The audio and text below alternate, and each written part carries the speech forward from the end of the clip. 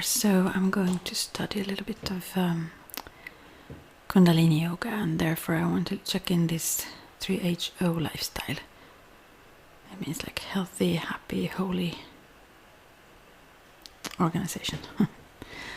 Yeah, let's see now. I'll read a bit.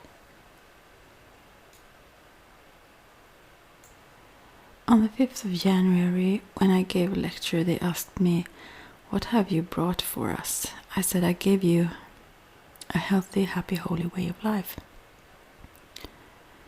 I have not come here to collect students. I will create teachers, and teachers so created in this 3HO shall teach the world a way of life with style. That's what we have said. That's what we are doing. That's what we are.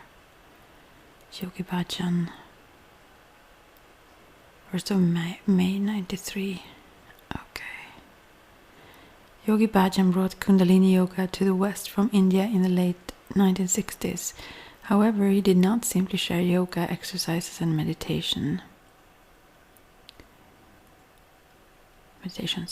His teachings include a comprehensive lifestyle that allows the radiance of the soul to shine in every facet of life. How to eat, how to dress, how to communicate, how to have relationships, how to raise children, how to do business. Yogi Bhajan infused every aspect of life with the beauty and grace of Kundalini. When you raise your Kundalini and change your consciousness, every aspect of life gets transformed. The lifestyle teachings of 3HO are designed to support you throughout that transformation. In this way, you can live healthy, happy, and holy, bountiful, blissful, and beautiful, as a whole, healed, and sovereign human being. Some people I heard about that are quite critical about this. That's why I want to read it, and I'm so lazy, so I don't read it if I don't read it out loud, I think. Although I maybe not will upload this though. We'll see. About 3HO. Welcome to 3HO. Yogi Bhajan gave his first public lecture in the United States on January 5th, 1969 at the East-West Cultural Center, where he stated a firm conviction that it is the birthright of every being to be healthy, happy, and holy. And I love Kundalini Yoga. I mean, this is the yoga I love, so I need to know a little bit more, I feel. Yeah. In the next few years, he sowed the seeds for institutions and events that have multiplied and mushroomed worldwide, attracting thousands of people who embrace the 3HO way of life. He said 3HO was to be a family of people who lived not just with each other, but for each other. Beautiful. To provide a structure for teachings, the 3HO Foundation was legally incorporated in California in July 29th, 1969. Yogi Bhajan told people, "Don't love me, love my teachings," but he touched the hearts of every seeker. 3HO's mission is to inspire everyone, everywhere, to live a happy, healthy, and holy life through the teachings of Yogi Bhajan. Vision, mission statement. We started a happy, healthy, holy way of life, and that became 3HO. It is a dream come true. It is a very pure path in which every human is worshipped equally. Everybody is a potential teacher. There is no yes and no, rather there is a set discipline to follow. We built a foundation called the 3HO Foundation, a healthy, happy, holy organization of people. The first song I sang was "We Are the People of Love, let us people love today." Certain things, little things started happening in every unique way with all of you. Yeah, with all of you. All of those who have left, all who are with me, who shall be with me, or who shall leave me, all play a very important role in the development of 3HO, a lifestyle of the age of Aquarius, where humans shall be first and foremost purely human, and will do everything graciously. Oh my. I just laugh at myself doing everything graciously. Yogi Bhajan, 1st of May, 94. Yogi Bhajan was making soup in the kitchen of the East-West Cultural Center in Los Angeles when he told me, I have a vision to create an organization called 3HO, the Healthy, Happy, Holy Organization, and you'll be the mother. Without hesitation, I replied, thanks a lot, but no thanks. I've already raised my son, and I definitely don't want any more responsibility, and furthermore, I don't like organizations. Fortunately, he didn't listen to me. Through the years, despite all the opposition and stupidity, starting with me, that he patiently endured, Yogi Bhajan continued to follow his inner guidance, manifesting his vision and fulfilling his God-given destiny. On January the 5th, 1969, at his first public lecture in the United States, he stated, "It's your birthright to be healthy, happy and holy, and the practice of kundaliniyoga is the method to claim that birthright." Shakti Parva Kaur Kalsa said that then. Okay. And then we have some good grief. What is that? There is a lot. I probably will just read a little bit now. How do yogis view grief? Yogi Bhajan. As humans, we feel the loss of loved ones and grieve. As yogis, we know everybody as a loved one and part of the Creator. How can we grieve when a loved one goes home? Yeah, quite beautiful. When I asked to write about the subject of grief, the first thing that came to me is the feeling of helplessness that accompanies any attempt to comfort someone who has just experienced great loss. We can't bring back what has been lost or stop the pain of others that accompanies that loss. Perhaps our desire to help others in this situation is just a projection of our own fantasy, which is to avoid our own loss and pain altogether. Grief and emotional attachment. And just a few days ago, the daycare, the woman whom I was a day child at, me and my brother, when I was a kid, who lived next door, neighbor.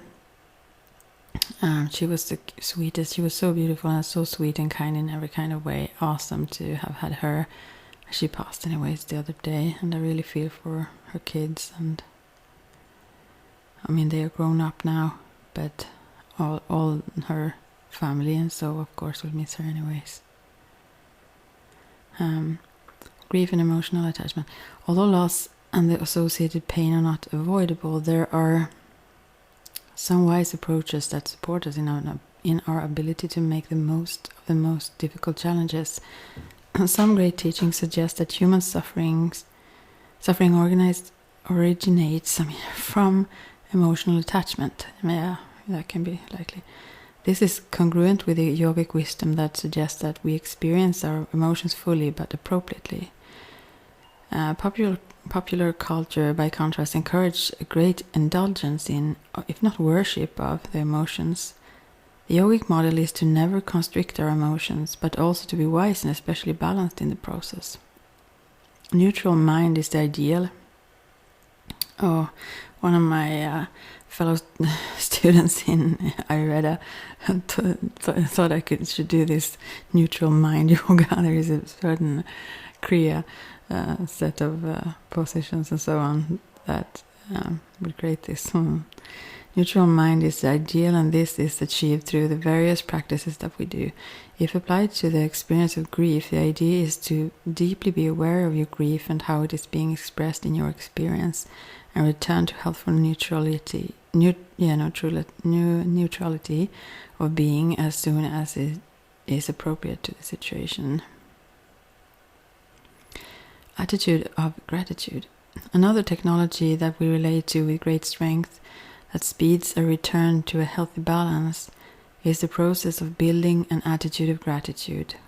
When having to apply an attitude of gratitude to our experience of loss, we are challenged to see, feel, hear, and understand how loss can be a part of our elevation of consciousness. A parallel example from yoga is how we are grateful for the process of stretching our bodies, even though there may be real pain involved. The pain becomes less frightening and really less painful when we realize the great relaxation, health benefits, and self-awareness that results from the process. When we understand the function of the pain, we do not feel resentful of or victimized by the experience we have endured.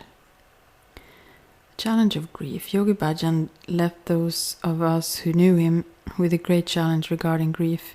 He said that if we became sad when he left his body, then we did not understand anything he had taught us. I believe there is much a complex wisdom in this challenge, and I do not pretend to understand much of it. All I can do is share my limited understanding. We are not sad because we related to the teachings. We are not sad because we related to the teachings, not the teacher. We are not sad because he taught us to dwell in neutral mind, not in emotional attachment. We are not sad because he was not sad to leave his body. We are not sad because he was happily returning home. We are not sad because the physical reality is not the most profound reality. We are not sad because his connection with us is not gone. We are not sad because our connection with him is not gone. Yeah, I read that already. We are not sad because he was relieved of great suffering. We are not sad because we do not fear death. We are not sad because we realize that all things come from God and all things go back to God.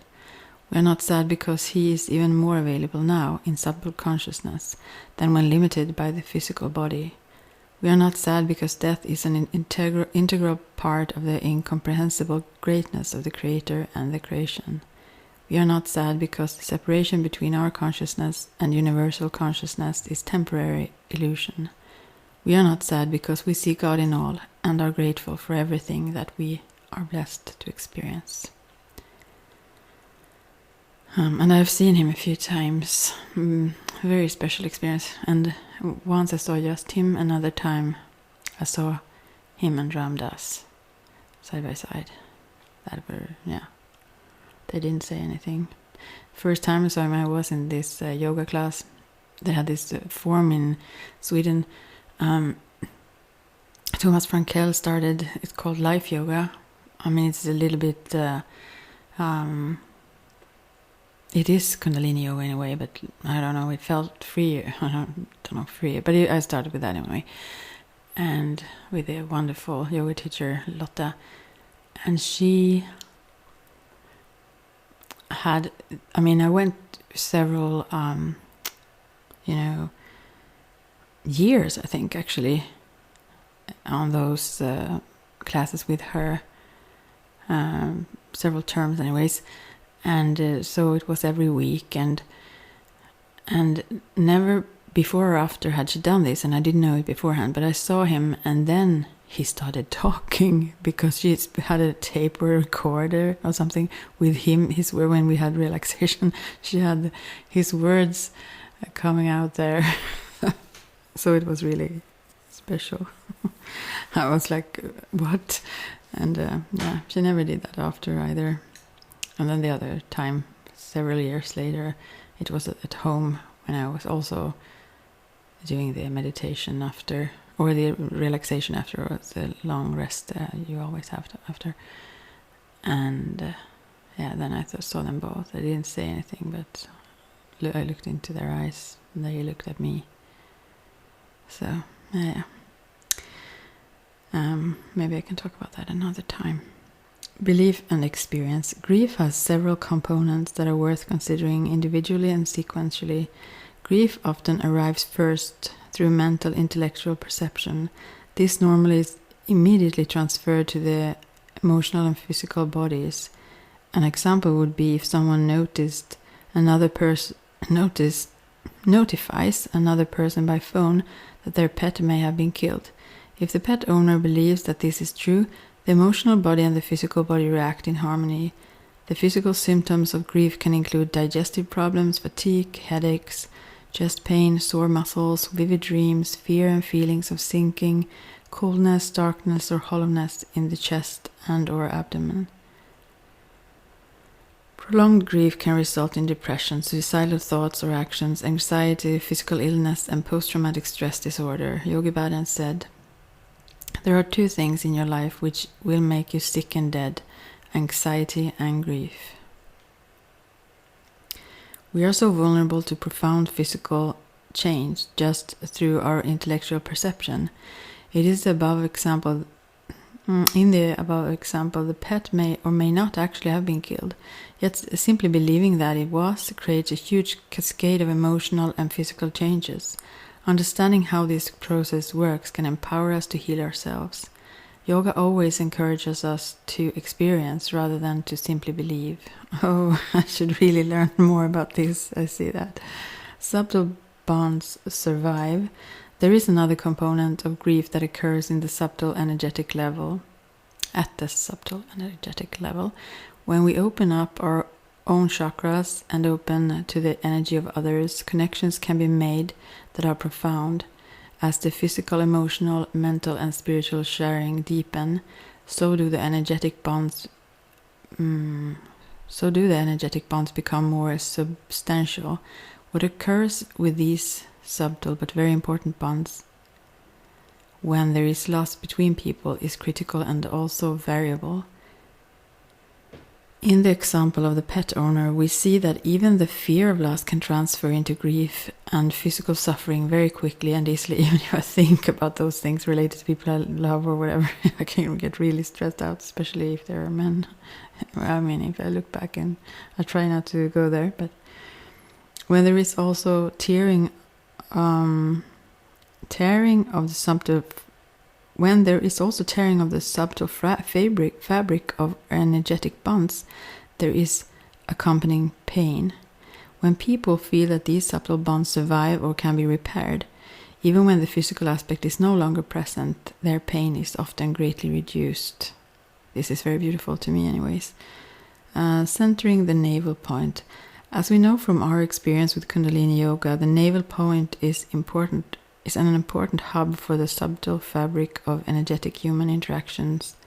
One of the most useful techniques when dealing with grief is to strengthen the navel point and make sure that it is centered. The best way to check if the navel point has been moved off center is to do stretch pose and then bring together the tips of the fingers and thumb of one hand and press with strength into the navel. Fingers and thumb of one hand, and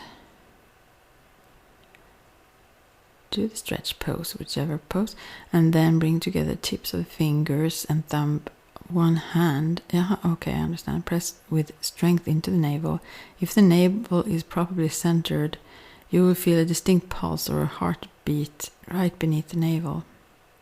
If you do not feel this, press around the navel slightly higher, lower, and to the sides until the pulse is found. Interesting, I must try. Alternating stretch pose and bow pose several times with minimum of 1 minute for each is easiest way to center and strengthening this area. Interesting. It is amazing how feelings of grief, depression, and heartbreak, can disappear when this point is corrected. Maybe this is corrected a bit through Manaki, I think, in my case, a little bit. Consult with your Kundalini yoga teacher or the internet for more techniques like Nabi Kriya that can help to keep the navel point strong and centered. Oh, the Smiling Buddha meditation.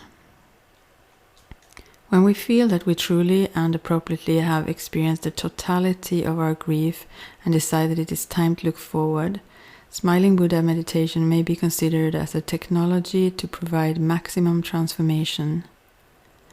Smiling Buddha meditation is extremely effective in providing the means to elevate ourselves in a very specific way to maximize our luminescence as humans, which we also do in Unaki. It is a meditation for repairing and opening the heart center. When the heart is open, you can only feel elevated and blissfully fulfilled. If you have a Kundalini yoga teacher, he or she should be able to instruct you on this meditation.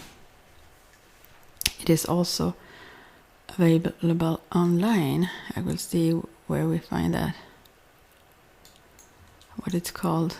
It's in YouTube, so maybe it makes huge sounds now. Okay, I need to go back, otherwise it's like... Oh, they have this... I didn't even follow their own channel, which is odd to me. Okay, I have to go back because the whole text vanished now. Okay, I'll go back. Interesting.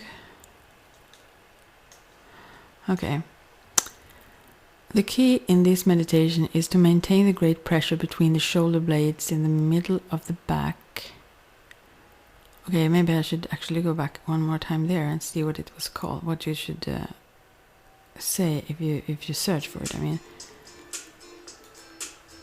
this is called. It says keep up, taking action for peace, smiling Buddha Kriya. Is what you can, healthy, happy, holy channel. Okay, now I'm back again. Let's see. The key in this meditation is to maintain the great pressure between the shoulder blades in the middle of the back by pulling the hands, which should be directly in front of the shoulders, back toward the shoulders. This is not apparent in the above linked video, okay? This is a difficult meditation if done correctly, but the results empower you to master your own happiness and love. Oh, this is needed. The correct time is 15 minutes, best practiced once a day, at the same time each day for 40 days. If you can keep up and penetrate the pain, the bliss will follow. Since so much of the grief experience is generated through the pattern of thought stimulating emotional physical distress, meditation and yoga of any kind can have a powerful balancing effect. I would like to relate an experience from my life that has left a powerful and lasting impression. Many years ago, I was attending a funeral that had many seemingly sad and unfortunate circumstances surrounding it. After the service, I ran into an old friend who I had not seen in a long time. When I greeted him, he said, "It is such a pleasure to see you. I'm truly sorry that we are having to meet under these tragic circumstances." He looked me straight in the eye and said with a very powerful voice, "Please don't insult me." Oh, I said, such a pleasant blah blah, the former thing. And he said with a very powerful voice, "Please don't insult me and insult God by questioning or judging these circumstances. Remember instead to celebrate with deep gratitude every gift, be it challenging or not, be it bestowed upon us during our very short time here on earth." Oh, odd thing to say though. Oh, don't insult me. Okay. My friend has been gone a long time now, but his words will never leave me. Yeah, it was quite beautiful. It is such a pleasure to see you. I'm truly sorry that we are having to meet under these tragic circumstances. He looked me straight in the eye and said with a very powerful voice, "Please don't insult me and insult God by questioning and judging these circumstances. Remember instead to celebrate with deep gratitude every gift, be it challenging or not, that is bestowed upon us during our very short time here on earth." True words actually there. Okay, I will stop now for now, but I will probably read more to come on that. So, yeah. Okay. Bye for now.